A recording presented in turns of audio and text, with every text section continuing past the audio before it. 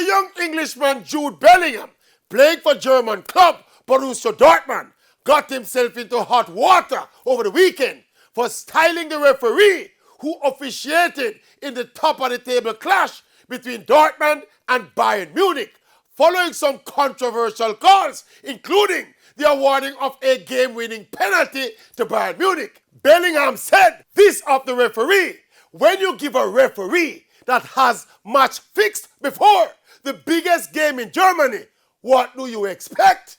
End quote. Now, just for the facts, the referee in question did serve a 6-month suspension for match fixing back in 2005, where he collected £300 for his part in setting some game results. And my question is, why is Jude Bellingham facing a possible criminal investigation and a German FA inquiry and blah, blah, blah? I mean, why is a convicted match-fixing referee in the middle with a whistle in his mouth at this level? A referee with a confirmed history of match-fixing, making some dubious calls in a big game. Absolutely nothing is wrong if that referee is called out on his past and his present.